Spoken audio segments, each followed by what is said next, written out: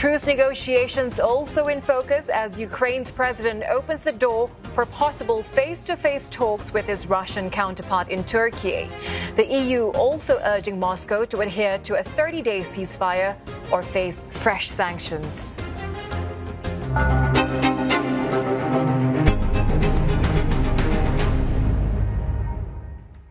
Ukrainian President Volodymyr Zelenskyy says he is ready for in-person talks with his Russian counterpart as Kyiv looks to secure a ceasefire with Moscow.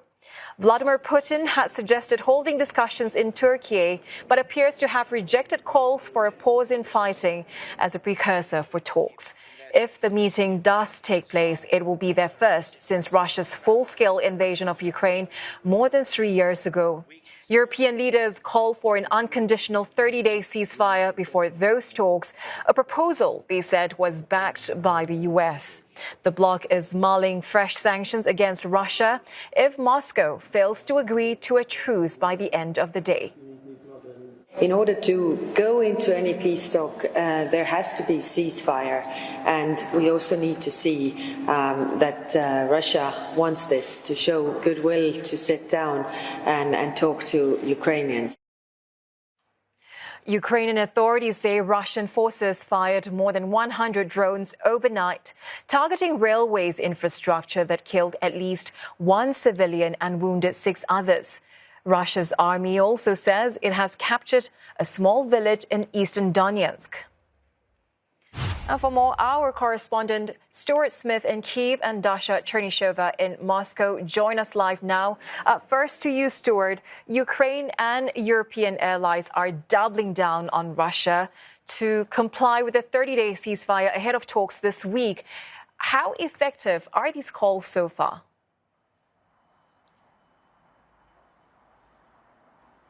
It now makes the United States, European leaders, Ukraine, and also to some extent Turkey and even China as well, because the Chinese Ministry of Foreign Affairs, when asked whether it supported this 30-day ceasefire, said it supports all efforts that could lead to a long-term peace. So the pressure is piling up, but as you said there has been no sign of a ceasefire so far. The Ukrainian armed forces report 100 drones launched towards Ukraine overnight, and there is, according to the air alert map that all Ukrainians have access to decide when to take shelter, there is shelling going on in eastern Ukraine right now. But we've got some clarity about exactly what Europe wants, and it's come from Berlin, where it says it would see a ceasefire by the end of the day as an acceptable response to its demands for this 30-day unconditional pause in fighting. However, there's no sign so far that Moscow's interested in that. Despite this, President Zelenskyy has agreed, despite initially saying he wouldn't, to that meeting on Thursday. He's now calling for that to be a one-on-one personal meeting with Vladimir Putin, the Russian president. Zelenskyy saying, after President Trump said that he should go to these talks in Turkey on Thursday, that he will be personally there, and he hopes that this time Putin won't be looking for excuses as to why he can't make it. Now, the head of the office of the presidency here in Kyiv, Andrei Yermak, has explained why. He says that we will not give Russia a reason to accuse us of disrupting the peace process, though there's still huge skepticism in Kyiv that Russia is interested genuinely in ending the war. He continued saying that he believes Russia is using the negotiation process as a cover to try to get out of sanctions. Just in the last few hours, President Zelenskyy spoke to the Pope, where he said one of the issues that he'll be looking for support from the Vatican and other locations is trying to get children back from Ukraine. There'll be a huge list of issues that he'll want to discuss, and all of them, he said, must be spoken about in Turkey if that meeting does happen. And Dasha, we now know that Russia has made incursions into Ukraine. Could both sides still strike a deal? And if so, on whose terms?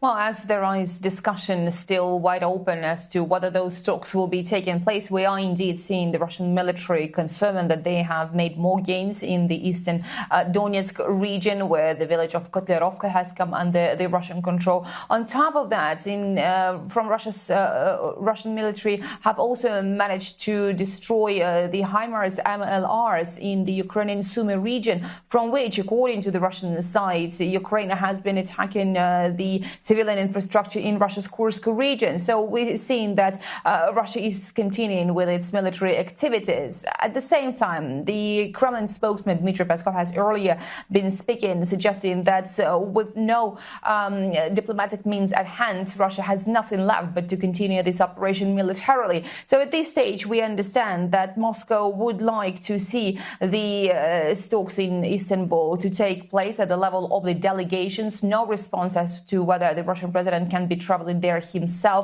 We understand that a lot of groundwork needs to be done before the in-person visit in-person meeting between the presidents can actually take place.